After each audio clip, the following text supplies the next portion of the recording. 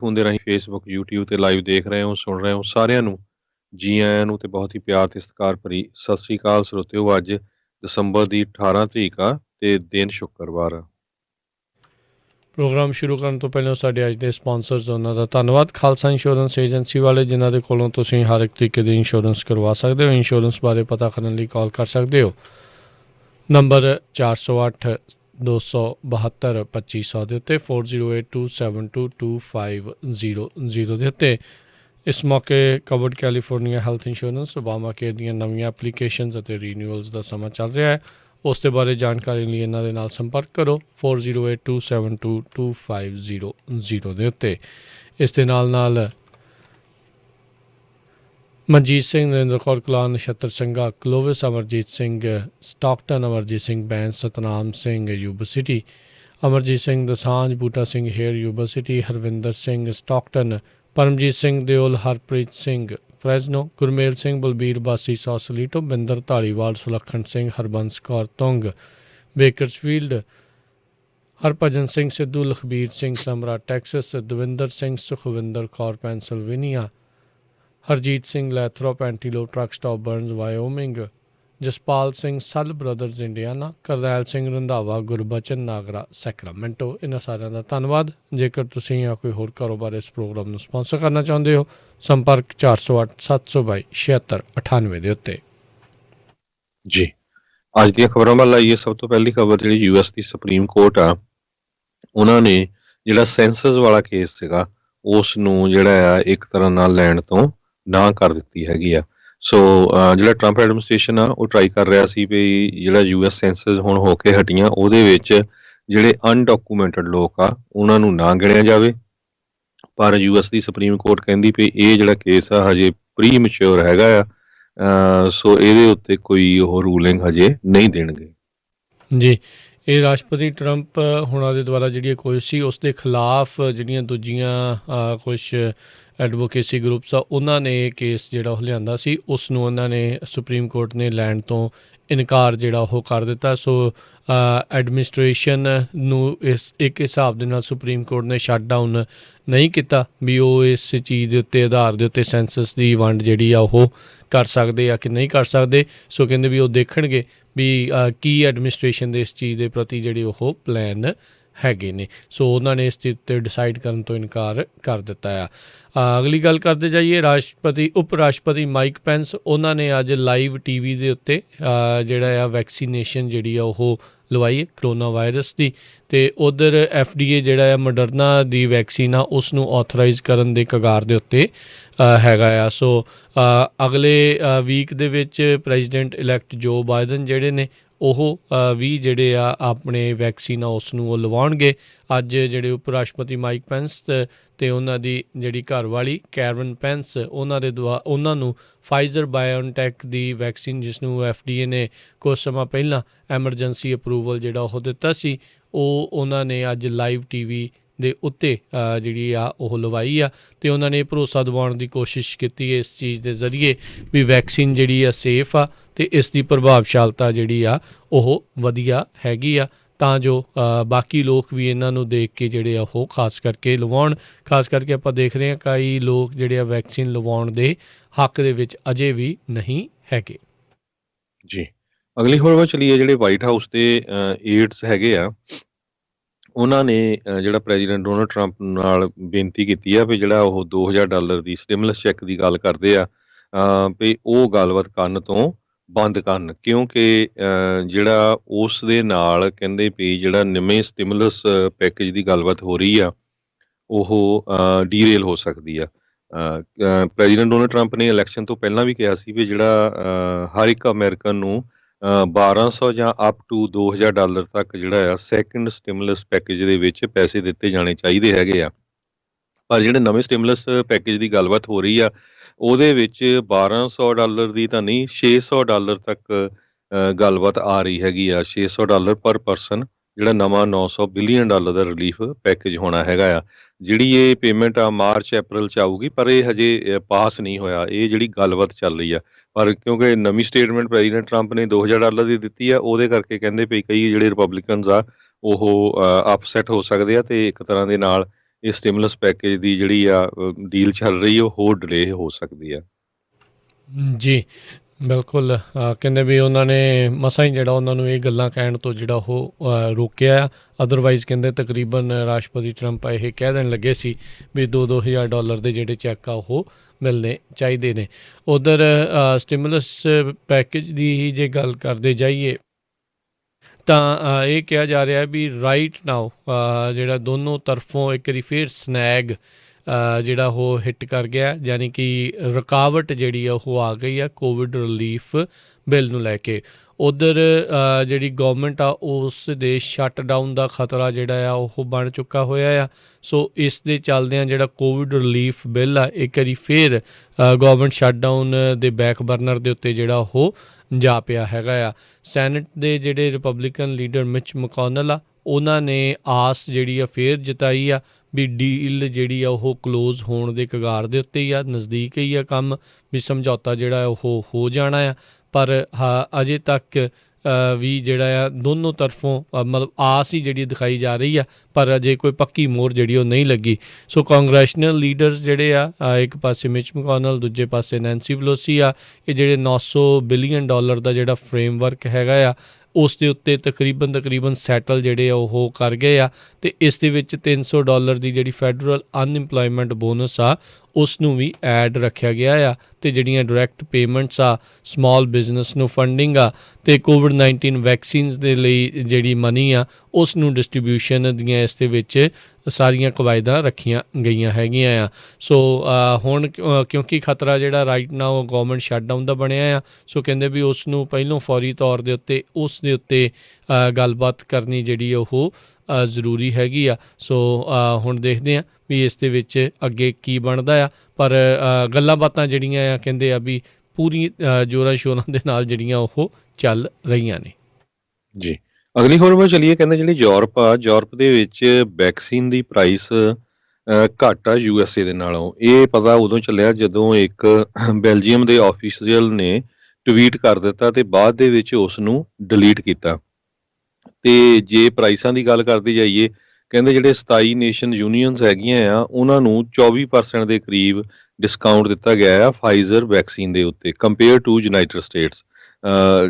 ਕੁਛ ਕੁ ਕੰਪਨੀਆਂ ਦੇ ਜਿਹੜੇ ਨਵੇਂ ਹੁਣ ਫਿਗਰ ਆਏ ਹੈਗੇ ਆ ਜਿਨ੍ਹਾਂ ਦੇ ਮੁਤਾਬਕ ਜਿਹੜਾ ਮੋਡਰਨਾ ਆ ਉਹਦਾ ਇੱਕ ਵੈਕਸੀਨ $15 ਦਾ US 'ਚ ਹੋਊਗਾ, ਜਿਹੜੀ ਉਹਦੀ ਕੀਮਤ ਹੋਊਗੀ। ਈਵਨ ਦੋ ਜਿਹੜੀਆਂ ਬਹੁਤ ਸਾਰੀਆਂ ਆਰਗੇਨਾਈਜੇਸ਼ਨ ਜਾਂ ਹੋਰ ਉਹ ਫ੍ਰੀ ਲਾ ਰਹੇ ਆ। ਯੂਰਪੀਅਨ ਯੂਨੀਅਨ 'ਚ ਉਹ $18 ਦਾ 20% ਅਪ ਹੋਊਗਾ।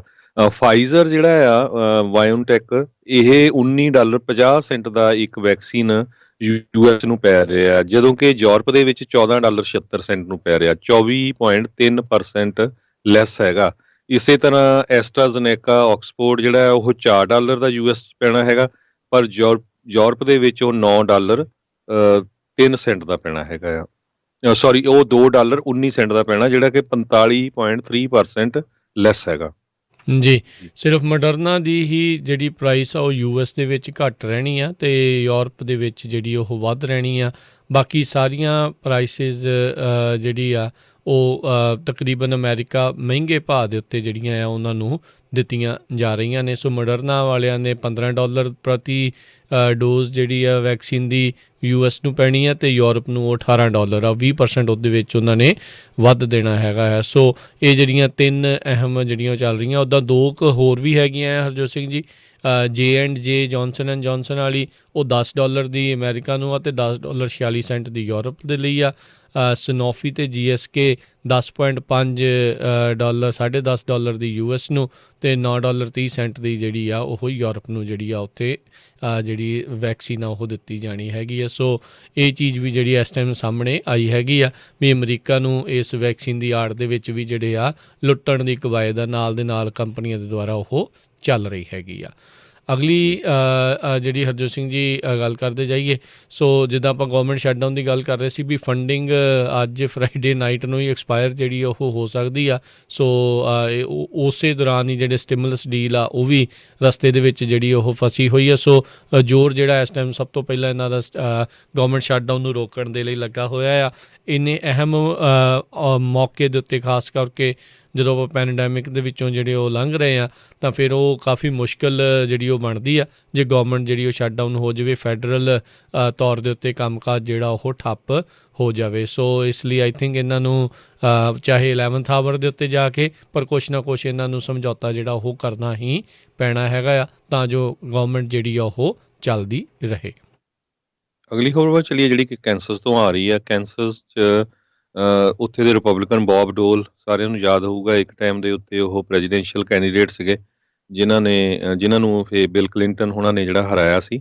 ਉਹਨਾਂ ਨੇ ਅੱਜ ਸਟੇਟਮੈਂਟ ਦਿੱਤੀ ਆ ਵੀ ਜਿਹੜਾ ਪ੍ਰੈਜ਼ੀਡੈਂਟ ਇਲੈਕਟ ਜੋ ਬਾਈਡਨ ਆ ਉਹ ਹੀ ਹੁਣ ਪ੍ਰੈਜ਼ੀਡੈਂਟ ਹੋਣਗੇ। 97 ਸਾਲਾਂ ਦੇ ਬੌਬ ਡੋਲ ਨੇ ਅੱਜ ਇੰਟਰਵਿਊ ਦੇ ਦੌਰਾਨ ਦੱਸਿਆ, ਕਹਿੰਦੇ ਪਈ ਈਵਨ ਦੋ ਪ੍ਰੈਜ਼ੀਡੈਂਟ ਡੋਨਲਡ ਟਰੰਪ ਨੇ ਆਪਣੀ ਜਿਹੜੀ ਹਾਰ ਆ ਉਹਨੂੰ ਨਹੀਂ ਮੰਨਿਆ, ਪਰ 21 ਜਨਵਰੀ ਨੂੰ ਕਹਿੰਦੇ ਜਿਹੜੇ ਪ੍ਰੈਜ਼ੀਡੈਂਟ ਆ US ਦਾ ਉਹ ਜੋ ਬਾਈਡਨ ਹੀ ਹੋਊਗਾ। ਉਹ ਕਹਿੰਦੇ ਪਈ ਇੱਕ ਤਰ੍ਹਾਂ ਦੇ ਨਾਲ ਇਹ ਬਿਟਰ ਪਿੱਲ ਹੈਗੀ ਆ ਟਰੰਪ ਦੇ ਲਈ ਵੀ ਉਹ ਲੋਸਟ ਕਰ ਗਿਆ ਤੇ ਪਰ ਉਹਨੂੰ ਐਕਸੈਪਟ ਕਰਨ ਲਈ ਟਾਈਮ ਲੱਗੂਗਾ।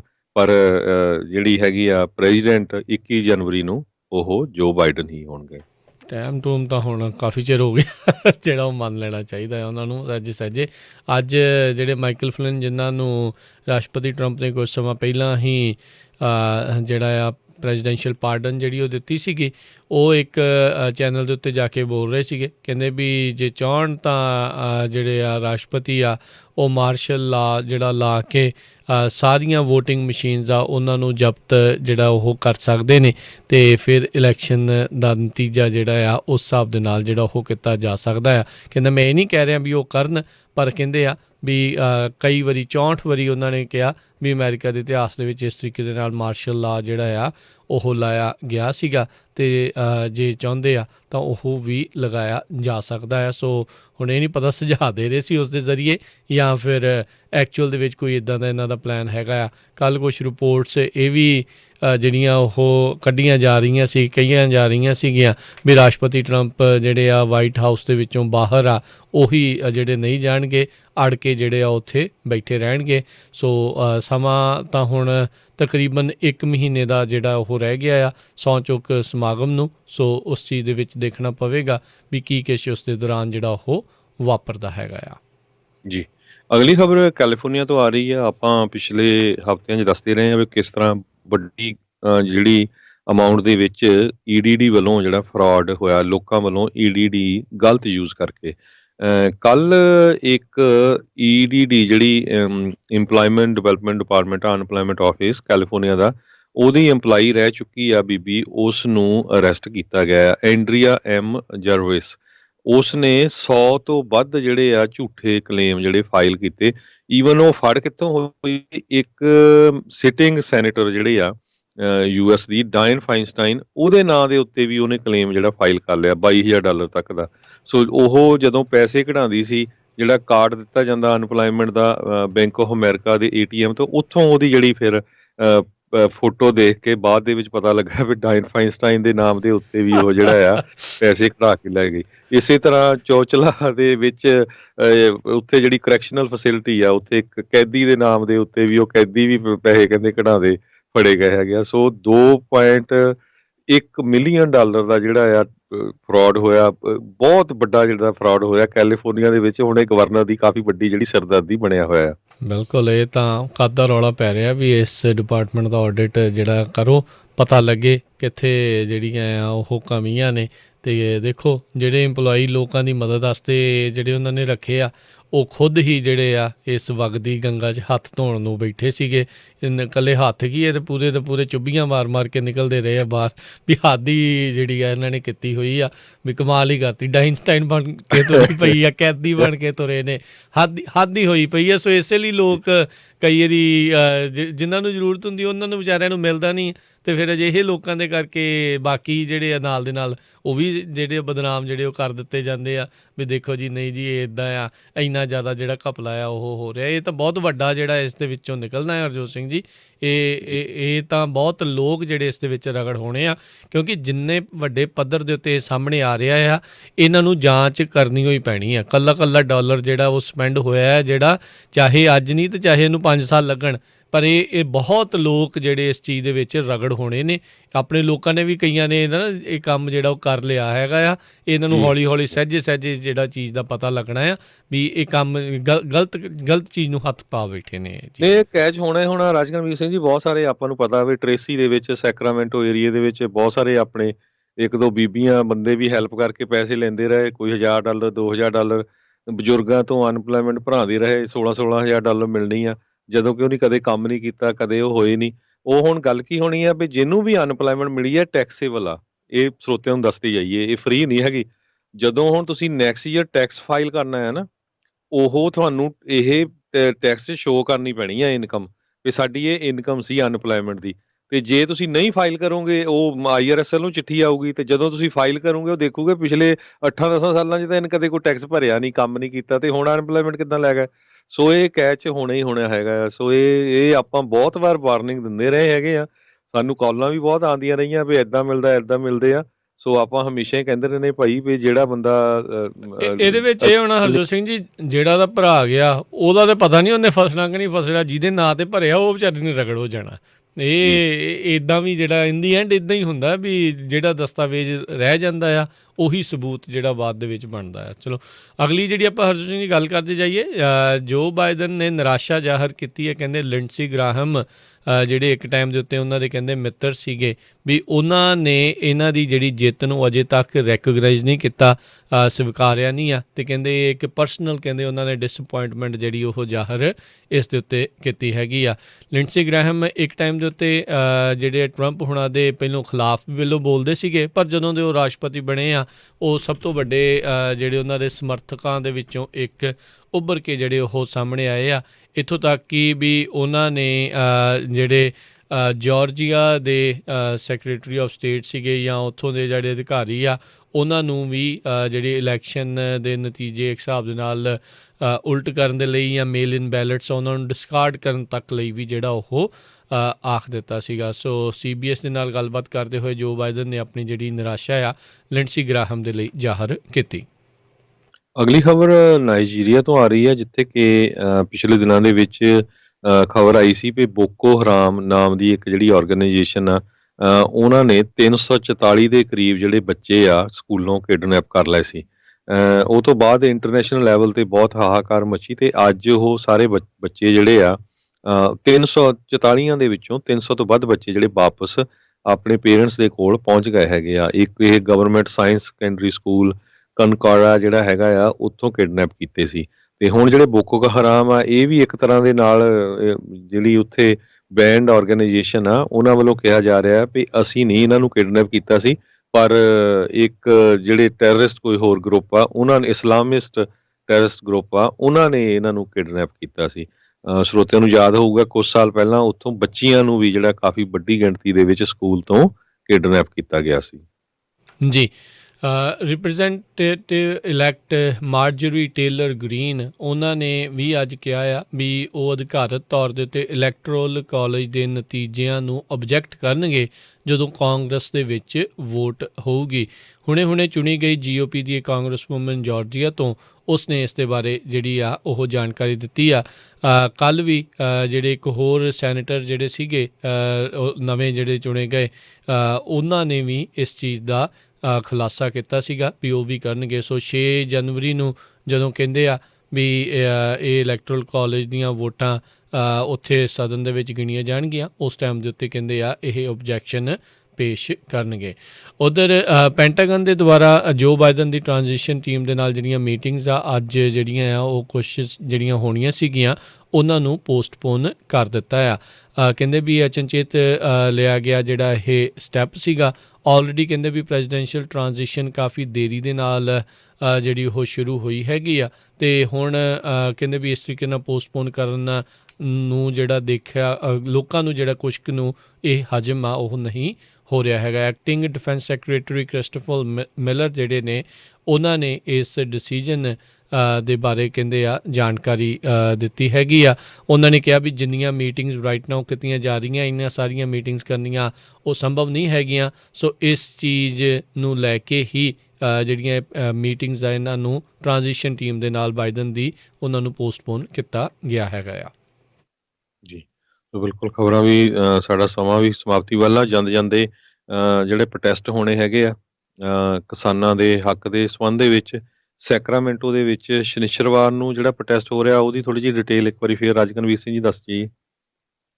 ਜੀ ਬਿਲਕੁਲ ਜੀ, ਕੱਲ੍ਹ ਨੂੰ ਜਿਹੜਾ ਇਹ ਪ੍ਰੋਟੈਸਟ ਆ ਉੱਥੇ ਹੋਊਗਾ ਸਵੇਰੇ 10:30 ਵਜੇ, ਜਿਹੜਾ ਸੈਕਰਾਮੈਂਟੋ ਸਟੇਟ ਜਿਹੜਾ ਕਾਲਜ ਹੈਗਾ ਆ ਉਹਦੇ ਪਾਰਕਿੰਗ ਲੋਟ ਨੰਬਰ 10 ਤੋਂ ਜਿਹੜਾ ਇਹ ਪ੍ਰੋਟੈਸਟ ਆ ਉਹ ਸ਼ੁਰੂ ਹੋਊਗਾ। ਗੱਡੀਆਂ ਦਾ ਕਾਫਲਾ ਜਿਹੜਾ ਰੈਲੀ ਆ ਫਾਰਮਰਸ ਦੇ ਹੱਕ ਦੇ ਵਿੱਚ ਆ ਉਹ ਜਿਹੜੀ ਉਹ ਕੱਢੀ ਜਾ ਰਹੀ ਹੈਗੀ ਆ। ਸੋ ਜ਼ਰੂਰ ਹੁਮ ਹੁਮਾ ਕੇ ਜਿਹੜਾ ਜੀ ਉੱਥੇ ਪਹੁੰਚੋ, ਜਿਹੜੇ ਵੀ ਸੈਕਰਾਮੈਂਟੋ ਉਸ ਦੇ ਇਰਦ ਗਿਰਦ ਲੋਕ ਜਿਹੜੇ ਆ ਉਹ ਰਹਿੰਦੇ ਨੇ ਉਹ ਜ਼ਰੂਰ ਪਹੁੰਚੋ। ਅਤੇ ਕੈਪੀਟਲ ਬਿਲਡਿੰਗ ਦੇ ਬਾਹਰ ਜਿਹੜਾ ਆ ਉਹ ਜਿਹੜੀ ਉੱਥੋਂ ਲੰਘੇਗਾ। ਸੋ ਜਿਹੜੀ ਉੱਥੇ ਹਾਈਵੇ 50 ਆ ਉਸ ਨੂੰ ਜਿਹੜਾ ਉਹ ਲੈਣਾ ਅਤੇ ਐਗਜ਼ਿਟ ਨੰਬਰ 3 ਜਿਹੜਾ ਉੱਥੇ ਦਾ ਹੋਣਾ ਆ ਉਹ ਲੈ ਕੇ ਫਿਰ ਕੈਪੀਟਲ ਬਿਲਡਿੰਗ ਵੱਲ ਨੂੰ ਜਿਹੜਾ ਉਸ ਰੈਲੀ ਨੇ ਜਾਣਾ ਹੈਗਾ। ਸਵੇਰੇ 10:30 ਵਜੇ ਉੱਥੇ ਅਰਦਾਸ ਕਰਕੇ ਅਤੇ ਫਿਰ ਉੱਥੇ ਕੁਛ ਜਿਹੜੀਆਂ ਤਕਰੀਰਾਂ ਕਰਕੇ ਅਤੇ ਫਿਰ ਇਹ ਜਿਹੜੀ ਰੈਲੀ ਆ ਉੱਥੇ ਸ਼ੁਰੂ ਕੀਤੀ ਜਾਵੇਗੀ। ਸੋ ਜ਼ਰੂਰ ਹੁਮ ਹੁਮਾ ਕੇ ਜਿਹੜਾ ਪਹੁੰਚੋ। ਹੋਰ ਵੀ ਕਈ ਥਾਵਾਂ ਤੋਂ ਜਿਹੜੇ ਲੋਕ ਆ ਉਹ ਜੁੜਨੇ ਨੇ, ਦੂਰੋਂ ਨੇੜਿਓਂ ਜਿਹੜੇ ਉਹ ਪਹੁੰਚਣੇ ਨੇ। ਕੋਈ ਫਰੈਜ਼ਨੋ ਤੋਂ ਆ ਰਿਹਾ ਆ, ਕੋਈ ਸੈਂਟਰਲ ਵੈਲੀ ਦੇ ਵੱਖ-ਵੱਖ ਸ਼ਹਿਰਾਂ ਤੋਂ ਜਿਹੜੇ ਇਕੱਠੇ ਹੋ ਕੇ ਆ ਰਹੇ ਆ, ਬੇ ਏਰੀਏ ਤੋਂ ਲੋਕ ਜਿਹੜੇ ਆ ਉੱਧਰ ਨੂੰ ਜਿਹੜੇ ਉਹ ਜਾ ਰਹੇ ਆ। ਸੋ ਜ਼ਰੂਰ ਹੁਮ ਹੁਮਾ ਕੇ ਜਿਹੜਾ ਜੀ ਉੱਥੇ ਪਹੁੰਚੋ। ਅਤੇ ਹਰ ਵਾਰੀ ਜਿੱਥੇ ਵੀ ਹੁੰਦਾ ਆ, ਜਿੱਥੇ ਵੀ ਰੈਲੀ ਹੁੰਦੀ ਆ, ਜਿਹੜੇ ਵੀ ਕਿਸਾਨਾਂ ਦੇ ਹਮਦਰਦੀ ਨੇ, ਹਤੈਸ਼ੀ ਨੇ, ਉਹ ਜ਼ਰੂਰ ਹੁਮ ਹੁਮਾ ਕੇ ਜਿਹੜਾ ਜੀ ਇਹਨਾਂ ਰੈਲੀਆਂ ਦੇ ਵਿੱਚ ਜ਼ਰੂਰ ਪਹੁੰਚੋ।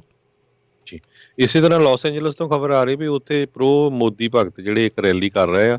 ਆਪਣੇ ਵੱਲੋਂ ਵੀ ਕਈਆਂ ਦੀਆਂ ਕਾਲਾਂ ਆ ਰਹੀਆਂ ਵੀ ਉੱਥੇ ਅਸੀਂ ਜਾ ਰਹੇ ਹਾਂ। ਸੋ ਸਾਡੀ ਤਾਂ ਸਾਰਿਆਂ ਨੂੰ ਬੇਨਤੀ ਆ ਪੰਜਾਬੀ ਭਰਾਵਾਂ ਨੂੰ ਵੀ ਪਲੀਜ਼ ਕਿਸੇ ਤਰ੍ਹਾਂ ਦਾ ਵੀ ਜਿਹੜਾ ਕਨਫਲਿਕਟ ਆ ਉਹ ਤੋਂ ਬਚੋ। ਜੇ ਉਹ ਰੈਲੀ ਕਰਦੇ ਹੋ ਆਪਣੀ ਰੈਲੀ ਆਪਣੀ ਸੈਪਰੇਟ ਰੱਖੋ।